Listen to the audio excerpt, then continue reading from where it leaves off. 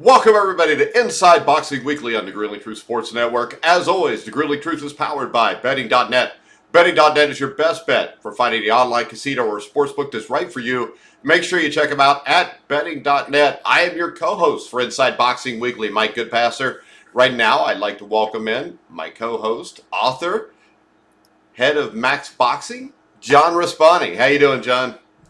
Great, Mike. How you doing? And there's the ice. There's Big John over there. It's going to be great to talk to him. All right, and last week we previewed Artur Beterbiev. I think that's how you say it. Everybody I hear says it a little bit different, so I'm never really sure. But knocked out John Smith in 2 rounds. One of the guys in Artur's corner, the Ice Man John Scully. How you doing, Ice? Yeah, I'm good. It's Beterbiev. Beterbiev. I know. Okay. See, I was closer than John was. Jerry Cooney always calls him Beterbiev. Even after I correct him, he still calls him that. Well, I mean, sometimes when you get older, your brain doesn't switch. Mine doesn't either, so whatever. All right, so when we look at this fight, it was, I know I texted you right after the fight. That was scary. I mean, what he did to Joe Smith, Joe Smith, I don't think is an all-time great fighter. He's probably not a Hall of Famer, but he's a good, solid boxer who's beaten some good competition. And the way Artur dominated him, was it surprising to you the way Joe Smith just came right at him from the beginning? No, not at all. Because I knew he couldn't outbox Artur. There was no chance of that. And so he wouldn't even try. And if he did, he would realize after 10 seconds that he didn't have the acumen to do that. So I said it like 10 times in the weeks prior to the fight. I said, Joe Smith is really good at what he does. And he's strong and he's got guts and he's got heart, but that's going to be his undoing. That's going to be his downfall. His strengths literally play right into Artur's strengths. All right, John? Yeah, when I watched it, John, I was thinking what you were just commenting on. Do you think Joe Smith came out faster because Artur has the reputation or whatever of being a slow starter, so he thought he might catch him cold? Is that what you were thinking? Yeah, for sure. I figured for 2 reasons, kind of 3. He's in front of his home crowd. He's that kind of kid. He's a tough kid. He wants to fight. And if I was going against Artur, I would think the same thing. Maybe we could catch him early. But now people are starting to realize that Artur has adjusted. And I said I was debating with a guy on YouTube.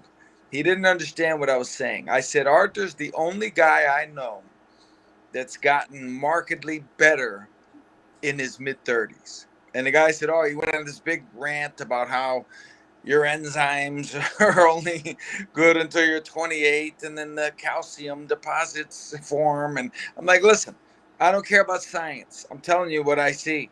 The guy is a better boxer. He is better. He utilizes his body better now than he did before. That's a fact. He's better. And so people who hope to catch him early miss the boat because he's onto it and he fights accordingly. Well, I think the calcium deposit guy probably saw that Rocky Balboa movie where they talked about the calcium deposits. But, every guy is a little bit different. Tom Brady's still one of the top 3 quarterbacks in the NFL at the age of 44. Right. Now, do you think some of that has to do with the fact that Artur was an amateur for so long? Part of it, but I'll tell you what I believe. Artur there's a lot of Muslims. There's Muslims in the United States, right? But everybody's not the same level. Artur Beterbiev is so focused and so, tied in with his religion. Like he lives it. He lives it every day the way you're supposed to. He doesn't go clubbing. He's never drank alcohol. Drugs is out of the question. Hanging out is not in his game, So this man lives the Spartan lifestyle. He lives that kind of life all day, every day for the rest of his life. And so he's preserved. There's no wear and tear. Like I say, in boxing, he's a bit underrated in his boxing skills. Like I saw a guy, even I'll tell you what, I think it was even Andre Ward who said he gets hit a lot. And I'm like, listen, this guy, show me. He's not getting hit a lot. Artur Beterbiev is not a face first catcher. I mean, I don't know what they're looking at. They perceive him to not be a defensive genius because he's not Roy Jones. He's not Floyd Mayweather. It's not that. But you don't have to be that kind of guy, flashy, to be a good defensive fighter. Artur, you can't show me where Artur's getting pounded on repeatedly. I mean, generally, other than the Marcus Brown fight where he got headbutted, I've never seen Artur with bruises on his face after a fight. You know, it doesn't happen. So I think people are probably starting to realize that he's not as defensively deficient as people might have you believe. Yeah, that leads right into my next question, John. In the opening round, I think when Smith came out very aggressively, Artur did something that I kind of raised my eyebrows, only because you get it in your mind when a guy is 17-0 with 17 knockouts that he's just a brutal knockout machine. But he moved very coolly, slid actually to his left a little bit, and then when he hit him with that counter, he was sliding a little bit too. And I thought, that takes boxing ability to be able to do that, and that was. I think what you're talking about. He really showed that. And does he show that much more to you guys when you're in camp, or was that just instinctive that he did that, or what do you think that was? No, that was our plan. We worked on that every day in sparring, moving to the right, and his sparring partners are like, man, this guy, I didn't realize he was such a good boxer, and they're like, wow, I thought I was going to come here worried about the power. But it's how he's setting up the power that's the major problem. So, like I say, I've seen it for years with other fighters. People think if you're not Roy Jones, Floyd Mayweather, Zab Judah, if you're not that kind of guy, that you're not a good boxer. Guys, Julio Cesar Chavez, in his own right, was a good boxer. Julio Cesar Chavez knew how to cut. People thought he was just coming in with his hands up, throwing punches to the body. He did a lot of good stuff there to set things up. And Artur absolutely, positively does that 100%. Yeah, I think me and John were talking the other day about Tommy Hearns. And kind of the same thing. Nobody thought Tommy Hearns was a great boxer until they saw him outbox Sugar Ray Leonard in that first fight, until Leonard turned it around and walked him down. So I think a lot of times if a guy's a big puncher, people just assume things like that. Right. Oh, Hearns outboxed Benitez. Hearns is an excellent boxer, 100%. Yeah, there's a lot of guys like that, for sure. Yeah, but the one difference I see here with Artur is he's not going to go out of his realm when he fights somebody. Where Tommy Hearns decided to go ahead and go head-to-head with Marvin Hagler. Artur, to me, almost always controls the pace of the fight, and he controls the way the fight is fought. And if you try to impose your will on him, you've got major issues.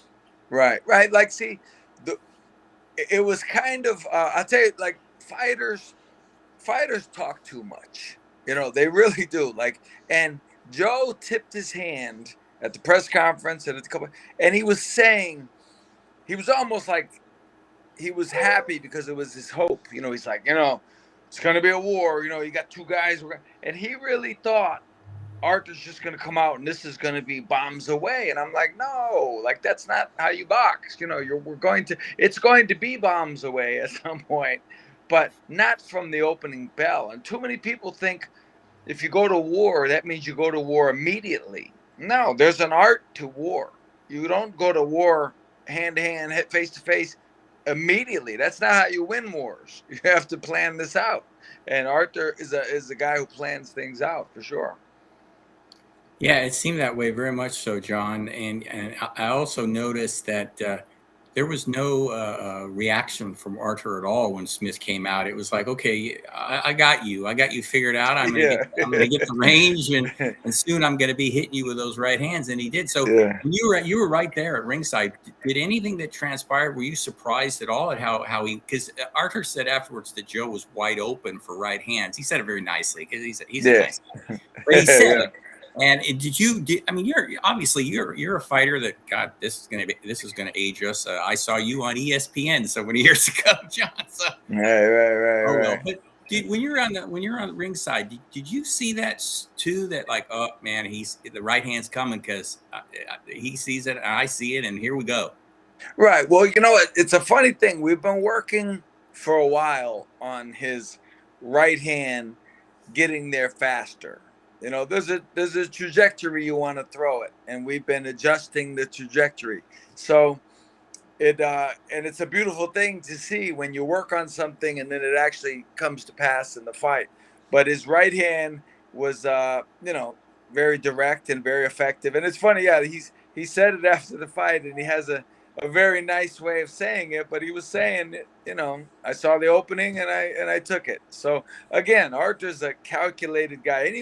I said it before I think it was the Marcus Brown fight, where I said anybody who thinks Artur is just a face first banger, doesn't know what they're looking at. This guy is not just a brawler. This is a very intelligent man who knows how to box in the truest sense. And he does that. He boxes for sure.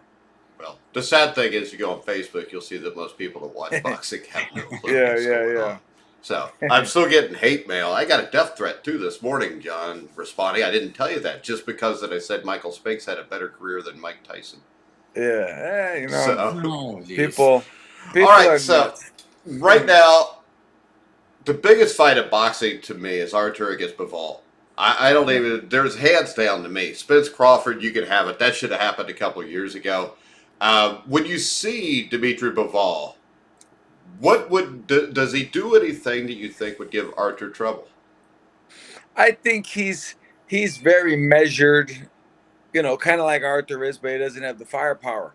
The problem, I think, with Bivol is, I remember a couple years ago him saying that he could make 168 with no problem. And the problem is Artur couldn't ever make 168. Artur would make heavyweight easier than he could. Right, yeah, 168. Yeah, for sure. Well, Artur fought amateur at 201 pounds in the Olympics. So my thing is, you can't be a super middleweight frame and expect. Uh-oh.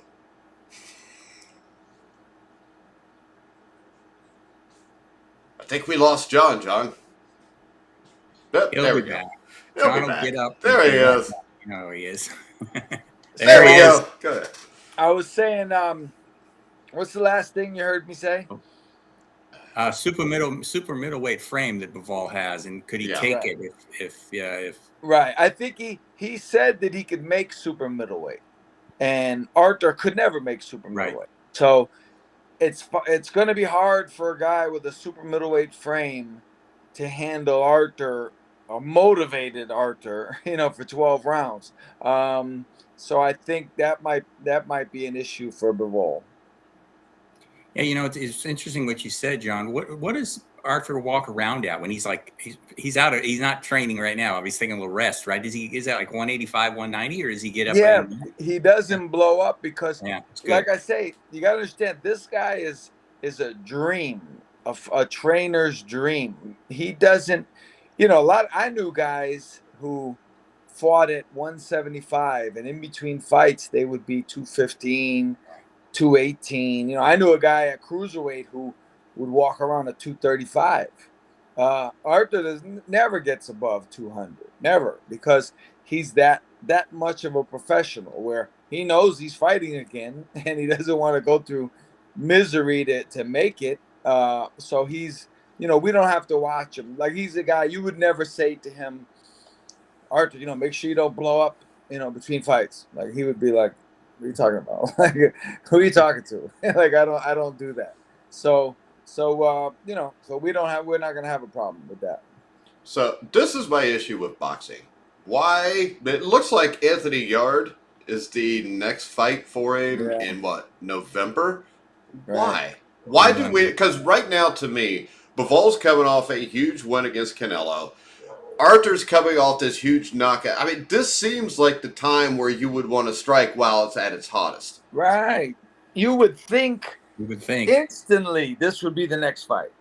It's a no-brainer. I don't know what it is with boxing today. They want to they want to let a fight marinate or something. I don't know what that means, but we're marinating the hell out of, Spence and Crawford. Like Spence and Crawford is turning into a fight like Pacquiao and Mayweather. Yeah. Where by the time they fight, I'm not going to care at all. When Mayweather and Pacquiao fought, I had very little interest in the fight. And it's an honest truth because they had just waited it out, and then Pacquiao lost twice in the build up to the fight. He lost twice, so it's just crazy. Yeah, I was thinking that too, John. I mean, now is the perfect time, and I'm going to do it again. Back in our day, I think it would have happened right away. I think they would have said, "Okay, let's do this." We weren't even using that word marinade because we'd have been marinade this. It's spoiled. Forget it. Don't go there. Sugar Ray Leonard from November of '79 to September of '81, he fought Duran twice, Benitez, and Hearns. I mean, come on, man. And actually he had a couple other defenses. I think he fought Larry Bonds in that time too. So. Yeah, he had other fights mixed in. But imagine those 4 guys in like 18 months. It's crazy. Yeah. And if you look at Facebook boxing people, they think during that time he was ducking Aaron Pryor. So yeah. Listen, let me just say one thing. I've debated with so many people, and I'm going to set the record straight.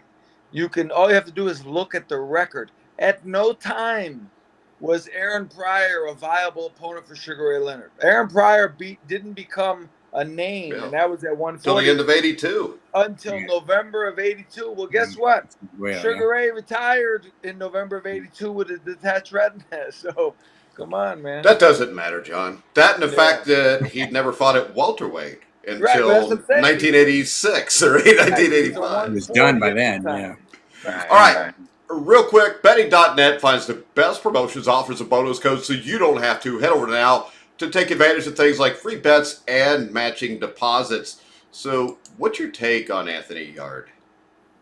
I don't know, man. I mean, it's I'm surprised this is, we're talking 48 hours after the fight, and they're talking about it set. This is it. This is the fight we want. And I don't know why. I don't know what the big push with him in particular. I'm sure he's a good fighter, but I don't see him.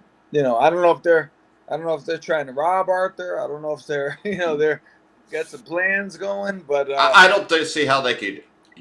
The only way that how the hell could they? They can't rob him because he's going to beat the hell out of Anthony Yarde. I've watched Anthony Yarde fight. He's not going to make it the 12-round distance to where you can rob him under decision anyway. So unless they're just trying to cash in on Yarde maybe in November, and then maybe we get Bivol early next year. But to me, it looks like it would be Bivol at that point, and then Artur or Bivol, whoever wins, could go knock the hell out of Yarde, early next year in London. Right. Yeah. One thing I've never gotten involved in the boxing business because it's a tough game. I'm not cut out for it, and so I don't understand the logistics of it necessarily. But I'm sure they would give you a reason why, but I don't know what it is. Yeah, but we know it would be a bullshit reason. Yeah, well, that's another reason why I don't get involved because I don't know what the truth is. Well, I mean, Anthony Yarde split 2 fights with Flynn and Arthur. That should get him a shot at Arthur. But go ahead, John. John, he fought Kovalev a few years ago, and Kovalev was already past it when he fought. And Kovalev got tired and he got a little stunned, but then Kovalev knocked him out basically with jab.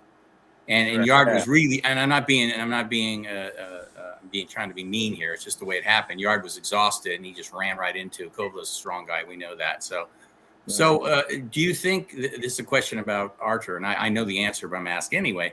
He won't have any kind of because I know he really wants to fight Bivol. I mean, that seems like it's a goal, and he's just like everyone else. He's like, well, come on, let's do this. Any possibility that he might have a little emotional letdown for a little bit after this when he fights Yarde, or he'll be completely primed and pumped? Artur could fight the mailman. The mailman's going to die. My mailman's a tough son of a bitch, John. So watch it. Some mailmen. Artur, everybody, he trains for everybody the same. His mentality is second to none. Like he will never let anybody get an edge over him in any area. So do you expect he will stay at light heavyweight? I would think so. I mean, because he makes it. He makes it without a lot of trouble. And most of the cruiserweights weigh 220, 215, and they come down. So, it'd be no sense, because Arthur's always wanted to be undisputed and not just win it. But I get the impression he would love to be undisputed and then defend it a bunch of times. He's more into that than, like, he doesn't even care about Canelo or Bivol. Whoever has the undisputed title, even if it was a guy no one ever heard of, that would be his focus. Just the guy with the belt. You're just a guy with a belt to him. Well, I would like to see him fight Canelo, though. Yeah, for sure. But you know what? I just feel like I said many times, even before Canelo lost, I always thought Canelo, I would never say Canelo's ducking Artur. I wouldn't say that because I wouldn't blame him for not fighting Artur. Because I always say this: if you look at the pictures of Canelo and Triple G at stare down with each other, Triple G is way bigger than Canelo, and Arthur's way bigger than Triple G. So you do the math, and you're gonna have like a little person fighting a heavyweight. It just makes no sense. Well, and see, to me, I think that people move up too much in weight now because I know a lot of people put a lot of weight in. Well, he was a 15 division champion or whatever it is now. Right. But I miss the days where you had a Marvin Hagler. Because I've had a lot of people before tell me, well, Hagler wasn't that good because he didn't go fight Spinks. Morons. Yeah, Spinks weighed 175 freaking pounds. He would have beat the hell out of Marvin. And right, I mean, right. And he was why do you have to move up? Marvin was 5'2", and Michael was 6'3".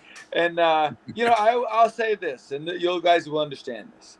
I will take Marvin Hagler's 1 title over Adrian Broner's 4 any day of the week, all year, for the rest of my life. Yeah, because technically Adrian Broner never was a champion, no matter what anybody says. He never beat the guy that was the guy. They were just some bullshit trinkets that those trinkets make 10% or 20% or whatever it is off of the guys to call it a title fight.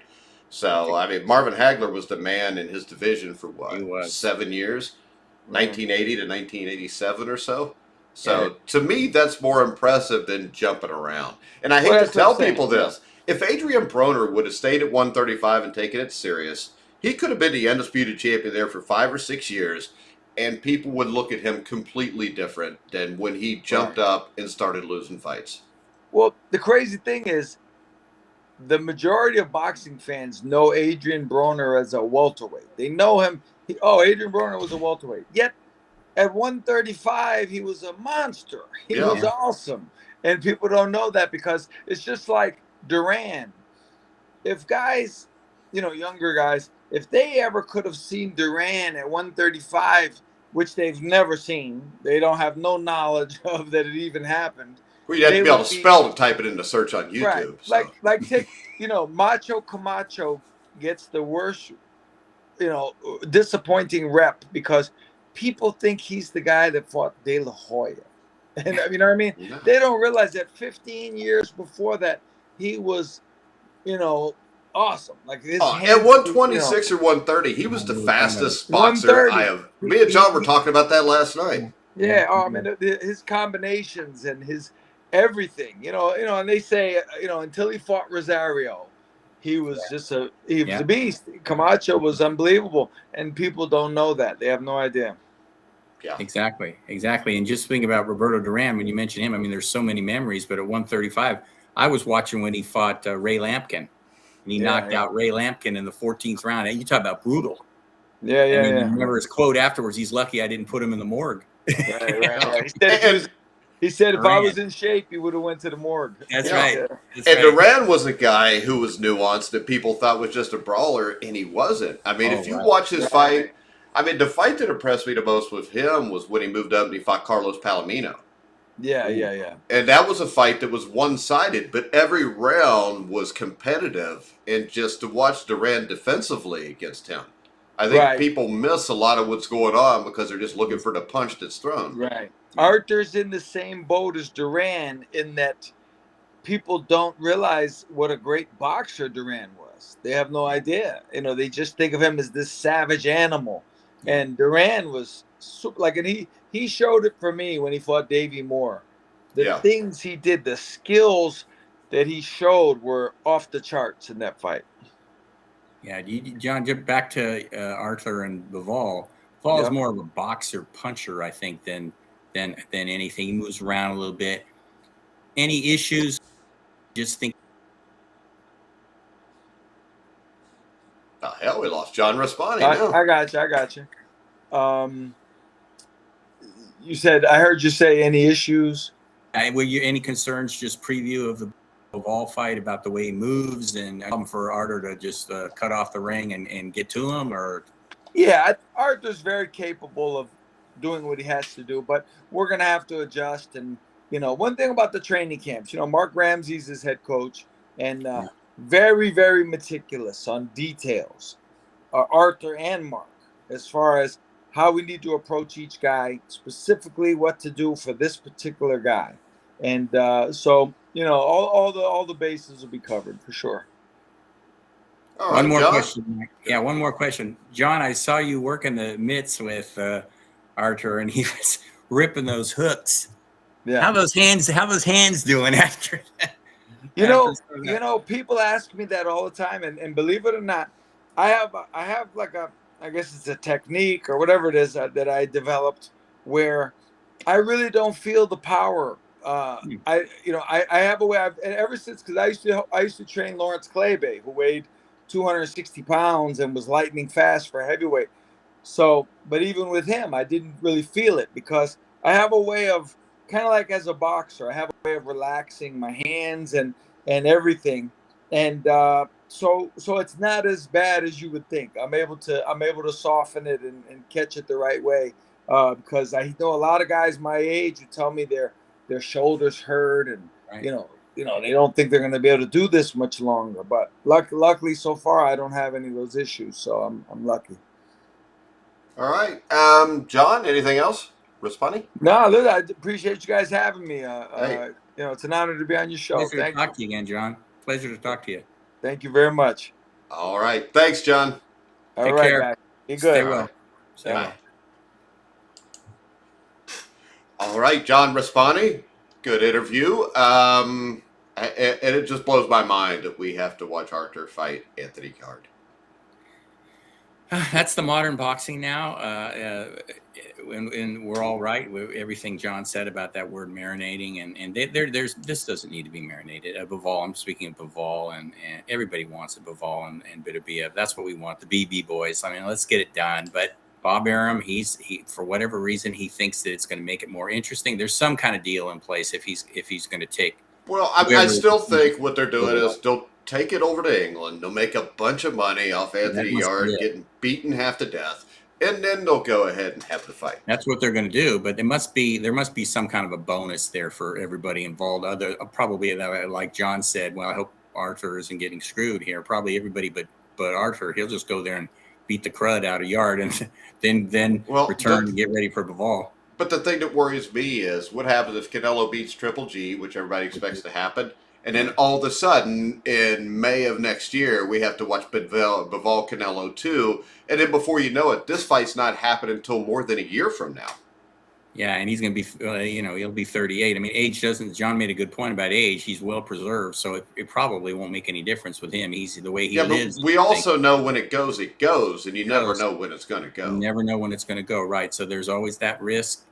Bivol is obviously the younger guy, but I mean, that's the thing. They can lose the biggie because they get too greedy, and I think that's the word with boxing is always greed. And we've seen that a lot over the last few years. Way too much. And boxing, as always, is its own worst enemy. It is. Which is why when we talk on the phone, almost everything goes back to the 70s and the 80s, and there's not much spoken about today because. I mean, the 5 biggest fights that could be made today, I mean, really, I don't want to see Joshua Usyk. I want to see Usyk and Fury.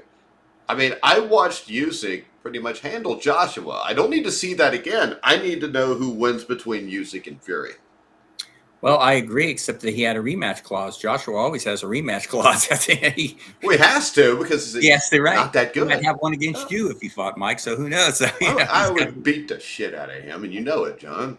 Yeah. So yeah, we got to deal with that, and there is some interesting stuff because Joshua was working with Robert Garcia, who we know is a well respected trainer, and he deserves it. He's a very good trainer. So there will be a different thinking process. The question be, will Joshua do anything different? And we know what we think he's got to do, but can he do it? So my question though is this: Joshua was able to switch what he did against Ruiz and basically turn it into a boring fight that he won.